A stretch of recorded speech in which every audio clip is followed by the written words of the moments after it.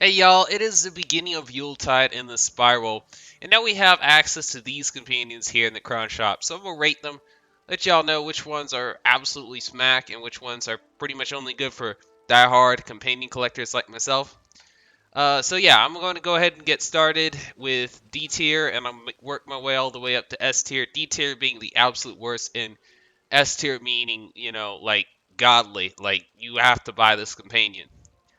So yeah, let's get started here. I'm going to go with the Holly Jolly Roger. This guy's probably the worst one you can possibly buy. Uh, Followed right after by this mouse right here. Now Holly Jolly Roger doesn't have like any guaranteed hits, doesn't have like True Grit or anything like that. Nothing's really that great about this guy at all, to be completely honest. At least the mouse has like a heal, an epic hit, but still a privateer companion.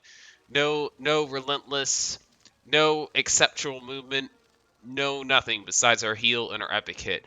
So that's why I rate her. She get absolutely destroyed versus any musketeer or swashbuckler unit, like all privateers do. So D tier, very deserving of a D tier. Right after that, I'm going to go ahead and go with this Holiday Treant. The reason I rate him so high is because he has Hold the Line, so he's useful for at least, stopping a charge to some extent, and he also is effective with a Beastmaster banner, so he does, like, a lot of damage if you have the Beastmaster banner. Yes, it works on him, okay? That banner, by the way, comes from the Grizzly Beast booster pack. You can get a 3-star banner, and basically he'll do, like, double damage. He'll do insane damage. He criticals, and he does 1,000 damage. Absolutely insane. But that's a very niche situation. Alright? So, most of the times he's complete trash. So I think I'm going to put him in C tier because of that. Now, in B tier, we get some interesting companions. Both of these companions can jump. So they can jump across obstacles and all that. One is the Mistletoad. He has a guaranteed hit, and he has True Grit rank 3. Double tap and quick adjust. So he's actually, he's all right in some situations in particular. I think you could see him being used in a PvP match, particularly for trolling. But yeah, he's not complete trash. I'll rate him actually a little bit higher than the Buccaneer, the Yuletrog. Yuletrog does not have Turn the Tide rank 2. He can jump over things. He does have Relentless 2 and Vengeance Strike rank 2. So yeah, I'm a rank this Mistletoe just a little bit higher than the Yuletrog. Yuletrog is yeah, he's chilling at the end of B is the way I would put him. Now we're going to go ahead and look at the A tier companions. These companions, you're actually starting to see these guys get worked into the mix a lot more often in farming dungeons and in PvP situations. These guys are a little bit tricky to use in 3v3s, but just to let you guys know, this guy right here is very powerful versus fogged and hidden units because he has throwing knives. You can basically hit stuff that's like 6 or 7 squares away. Okay? And it's a 3x3 pattern. You can hit them with. And it's like 500 damage. So, very useful for that reason. Incredibly useful.